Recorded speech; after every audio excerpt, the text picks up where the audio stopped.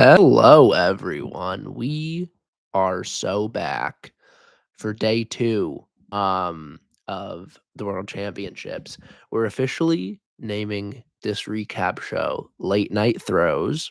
Hat tip to Chris Chavez for telling me to come up with a fun title. And now I'm using the title he came up with. Um, so good on that.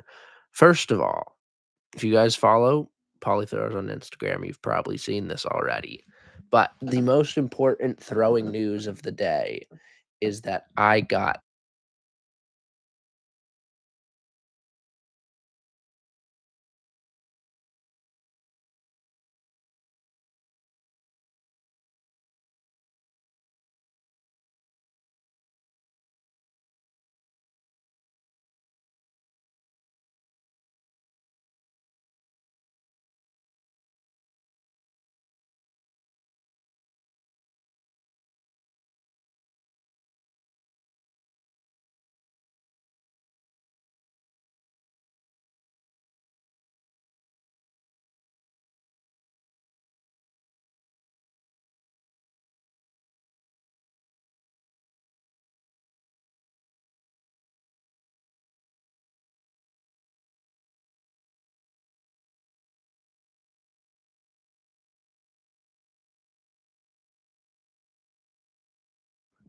that's really embarrassing. I was muted. I don't know how long I was muted for.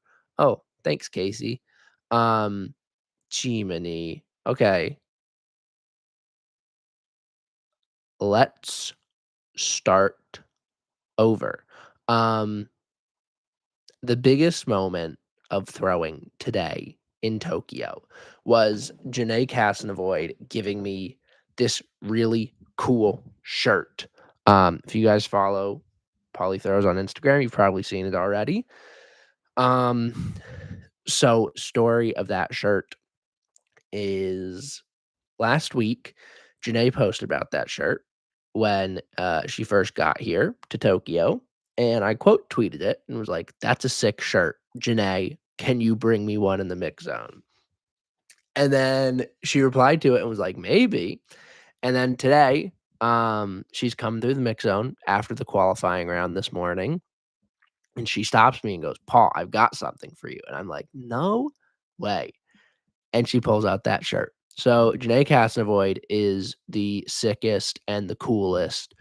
And I think I'm like obligated to say that now.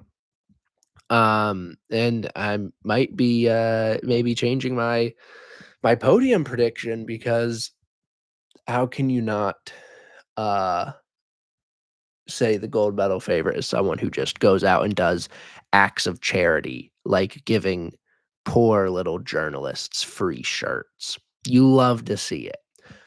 So that was really cool. Janae is awesome. I now have not I'm not trying to flex.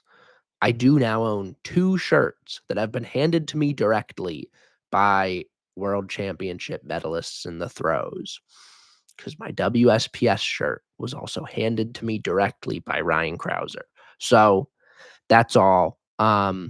Let's get into today's action. We're gonna start with the women's discus final, which went down tonight and was absolutely awesome.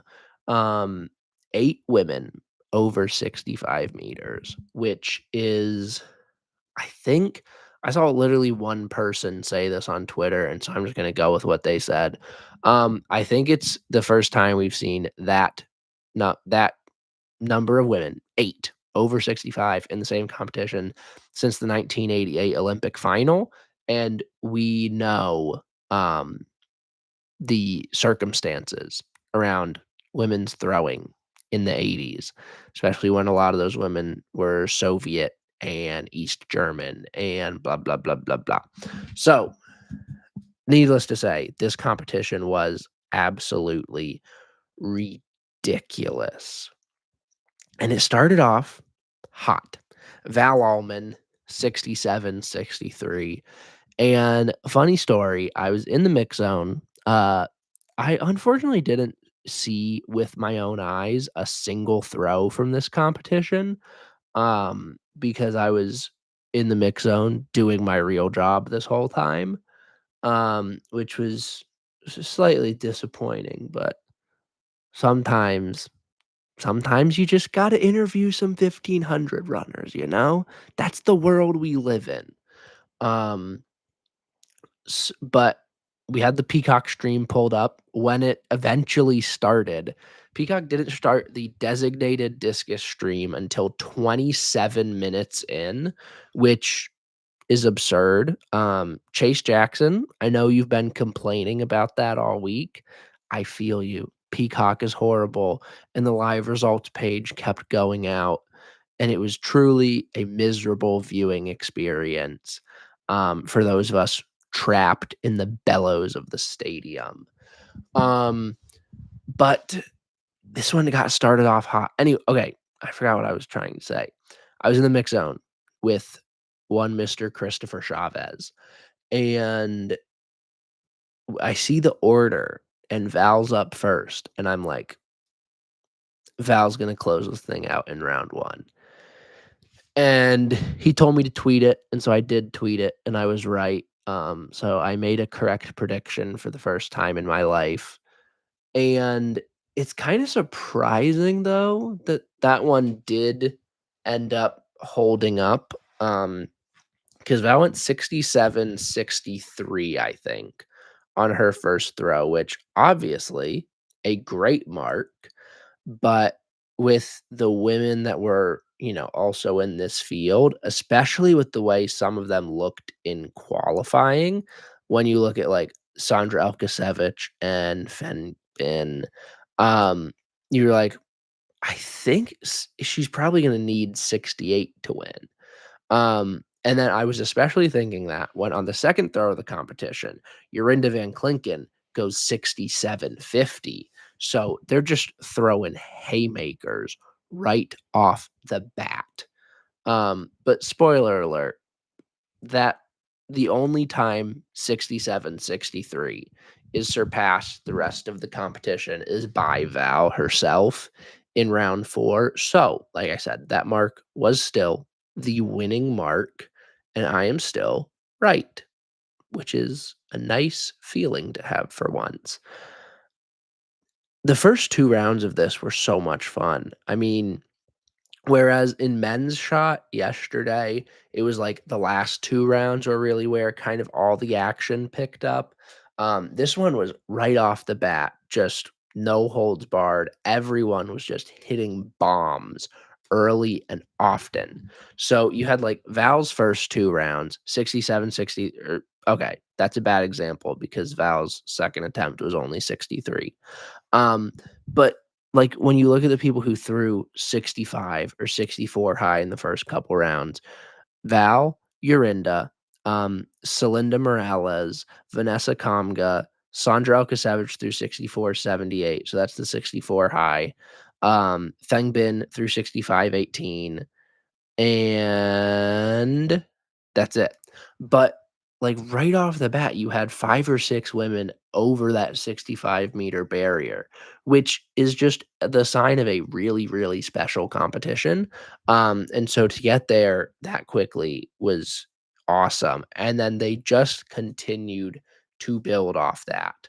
Um, the new World Athletics rules for cut downs where they go from, you know, 12 in the first 3 rounds, down to 10 in round 4, 8 in round 5, 6 in round 6.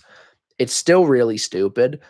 It almost robbed Loggy of a 6th round throw because she was in 6th. And like that's just it's stupid because it's the same amount of throws, so it's not like it's saving any time or anything.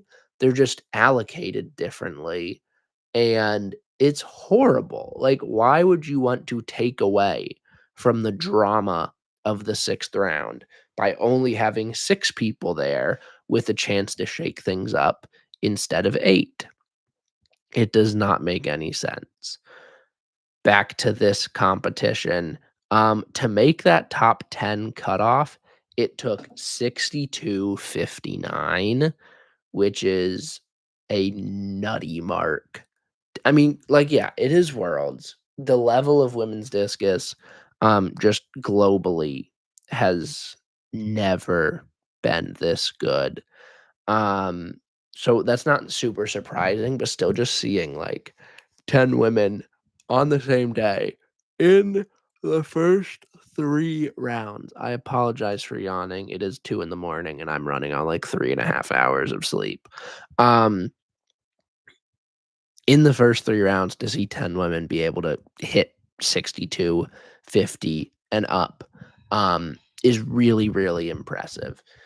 And then the cut downs just kept getting tougher because we ended up, like I said, with 8 women over 65 meters. In round 3, Shanice Kraft joined that group at 65.21. Logie joined that group in round 3 as well with 65.49. And then finally, it was Sandra Okasevich going 65.82 in round 4 to round out that octet of 65-meter throwers. There wasn't necessarily a ton of movement in this one. Like Val and Urinda were 1-2 the entire time. But there were people swapping in and out of that bronze medal position, which was really fun to kind of keep track of. Um, like, I think Vanessa Comgo was in there for a little bit, Celinda Morales, who ended up taking the bronze medal. She was obviously occupying that for a little bit. I think Sandra might have snuck in there after her big one in round 4. Oh my goodness. Logie was in bronze for a bit because I remember for approximately like 2 throws, my podium was perfect. Um, so yeah, this competition was awesome. Even though like it's fun to see 2 different kinds of competitions in a way, because when you look at, like, men's shot yesterday, the marks weren't super big, but there was a lot of movement and a lot of switching back and forth. In this one, the marks were pretty big, and there were a lot of women throwing pretty big. Um, but there wasn't a ton of movement, and they were both equally as exciting, I think. So it does just show kind of the 2 different, I guess, like, genres of throwing competitions you can have if you wanna look at it, through that lens. Let's talk about what this competition means, though. It means Valerie Allman is finally a world champion after bronze in Eugene, a heartbreaking silver in Budapest. She comes out on top. The two-time Olympic champion has a world gold around her neck. Um, the two-time Olympic champion with a world gold around her neck officially closed out her second straight year of going completely undefeated tonight, which like, we're in a world where there are 8 women capable of throwing 65 meters at a global championship final, and in this environment where there are such a multitude of fantastic throwers, Val has not stumbled, and Val has remained undefeated for 29 meets in a row now, I think it is, dating back to Budapest 2 years ago. Um, Val is simply incredible. Yorinda picking up this medal is I'm super excited about it because I started getting into throwing, around late 2021. 2022 is the first season I kind of, like, followed all throughout. And so getting into the NCAA scene, I'm like, "Oh my gosh, Yorinda is the coolest person ever." Um, and so it's been really fun to kind of see just how close she's been, but then this year, I mean, in a way, like, the switch kind of flip. She's finding this new level of consistency, and now she hits a season's best, 67.50, and a really, really good mark, when she needed it most, and she's finally got some hardware, some non-NCAA hardware, of which she has just more than you can possibly count. And it's really great to see. Oh my goodness, I need to go to bed. Um, it's just so good to see. I mean, she's 25, which, is still pretty young in terms of discus throwing. I mean, maybe she's the next Belina Robert Michon, and she's got like 22 more years in the tank. Um, but for Yorinda to finally pick up this medal, and in the way she did it too, like her series, obviously the 67.50, but then 66.69 and 66.44 as well. So the consistency she's shown meet to meet, she brought that within the same series tonight and had like 3 throws over 66 is a really, really impressive day. Um, so that was really good to see out of Yorinda. And then Celinda Morales, I mean, what else can you say?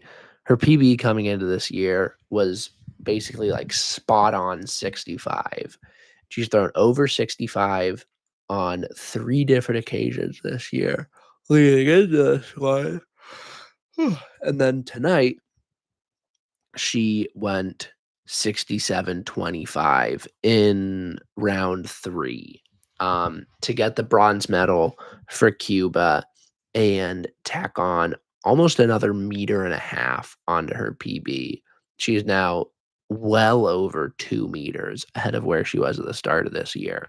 Um, and, I think when I was doing this preview with Bo, he was saying there's gonna be a surprise medalist, and I think both of us had Valnier into 1 too.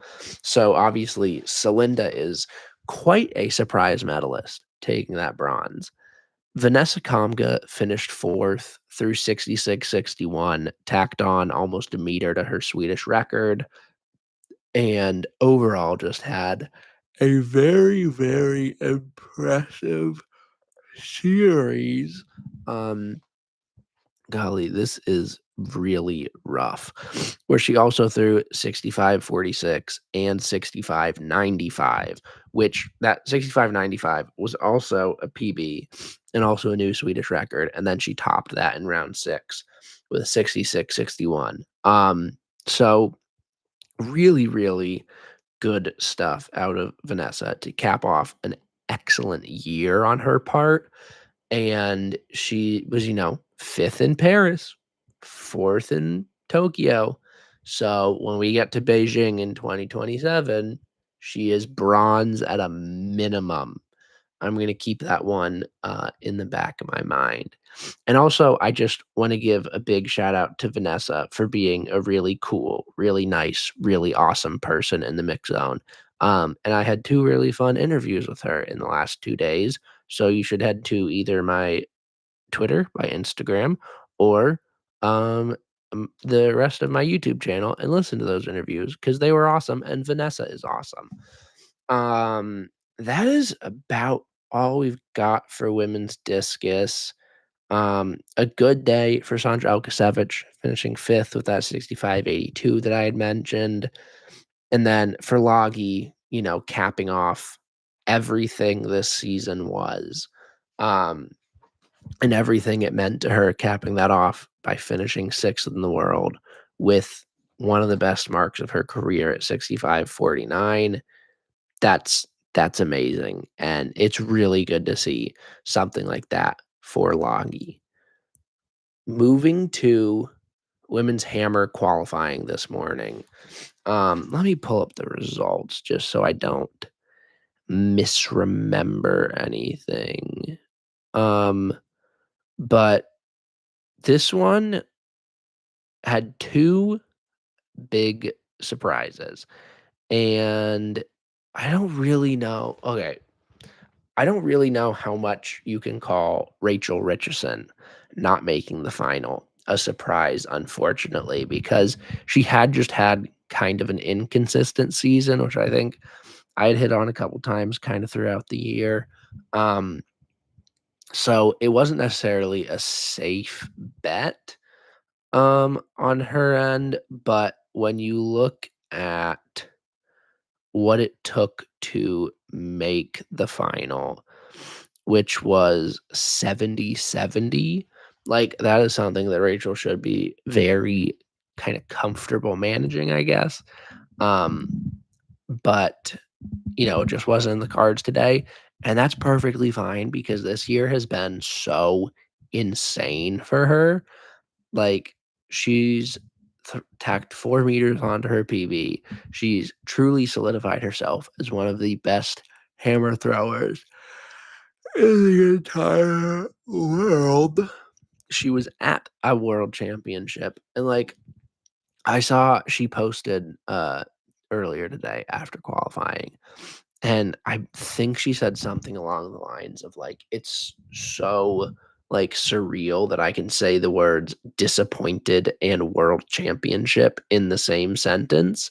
Um, but, like, that's just kind of the state she's in, like, she's now going to be making teams, I think, from here on out. I mean, there is a you can't say, like, there's no reason she can't, because the reason she can't is because of how good the US women's team is, um, but I'm excited to see what she's gonna get into this offseason and how she's gonna come back next year. Um, so I think this is a blip. It's an unfortunate blip on the radar for Rachel Richardson, but obviously there's still a ton she has to be proud of this year. Brooke Anderson also failed to make the final. She fouled out this oh man. This first f I was able to watch, like, all of this second flight, this morning. The first flight, I didn't really watch anything, so I didn't see any of Brooks' throws. I don't know how I don't know how they happened. I don't know, like, what kind of fouls they were, I guess we could characterize it that way. But now it's 3 straight years where her season is kind of ending on this note. Or I guess last year, she still competed a little bit after trials, but it's 3 straight years with a moment like this mixed in there, and it's tough to see, and it's frustrating.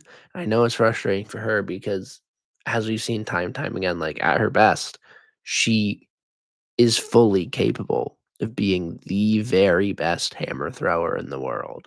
Um, and so from that perspective, it kinda sucks. It also sucks that, like, the competitive aspect she brings into any competition she's in is really intriguing. So it also kinda takes away from what the final could be. Um, she did say one thing, though, I saw just right before I hopped on recording. She had posted something about, her competition today and said something along the lines of, like, "The last time I felt like this was leaving Tokyo in 2021. That lit the fire I needed to win a world title next year." So that's I mean, it's big talk from Brooke, but obviously, like, she is a world champion. She's justified, she can say whatever she wants before. Um, and so, yeah, it kind of Warpath, revenge, locked in Brooke Anderson could be a scary thing. We had some big cues in this one. The auto qualifying mark was 64 flat. Only 4 big cues, but you had Karen Rogers, Celia Kosonen, Deanna Price, and Zhao Ji. So 2 of the, Olympic medalists from last year in Rogers and Ji, and then for Celia and Deanna, continuing good seasons with good days to get tickets into the final. For Deanna, this was her first competition since USA's. Some women, like, competed at NACAC, some went to the Celestia Diamond League. But Deanna's just gotten back in the lab and has just been grinding away. And come the final tomorrow slash later today, I cannot wait to see what she's gonna pull out there. Because I think it's gonna be something really special. For Cameron, though, I mean, she just ever so gracefully and gently and effortlessly went 77.52 today. Which that's good enough to medal right off the bat in qualifying. Like you only she's going for like the anti Ryan Krauser approach, whereas Ryan is going to nail the auto cue mark every single time. Whereas Ryan's gonna nail the auto cue mark every single time. Um, Cameron is just going to obliterate it. Just to kind of show everyone who's still the boss. So I mean, obviously, good morning for Cameron. I mean, she's the gold medal favorite anyway, so I don't really know how much this changes. I don't know if it does anything in that aspect, but it's definitely kind of an eye opener of like, oh man, this is gonna be a crazy day tomorrow. Anita Wlodarczyk also made it into the final, throwing 73.69. Janae Casanovoid, my T-shirt bearer, made it in at 71.96. And unfortunately, we did see Yipsy Moreno finish 34th out of 35, or I guess 36, because this results page isn't showing Brooke for some reason. She did finish 34th out of 36 competing athletes, which heartbreaking a little bit. Would have absolutely lost my mind if Yipsy somehow made it into a global final. But, she'll be back in 2027 when she's 47, I'm sure. Um, but yeah, women's hammer, I mean, qualifying set us up basically as good as we could hope for. Um, Given the circumstances, like, yeah, obviously it would have been better if or if Brooke would have been there, but even without Brooke, like, it's gonna be such an awesome competition. So tune in tomorrow night or tomorrow morning in the East Coast. I don't really know what time it is or what day it is. I just know when I have to get on the train and when I have to get off the train. Um, but yeah, so tomorrow we've got men's hammer qualifying and then women's hammer final. It's going to be a good one, so stay tuned. I hope you guys are enjoying the interviews and the live updates and all that kind of stuff. Worlds is a lot of fun and we're 2 days down. We've got 7 days to go, which is a lot of days, but we love it. This is so much fun, and it's really, really special meeting a lot of new throwers that I haven't met before, which is awesome. Um, and yeah, I love the throws, and I'm so glad that I get to be in Tokyo to talk about it. I'm so glad there's 8 people in this live stream right now that are enjoying. I hope they're enjoying what I have to say.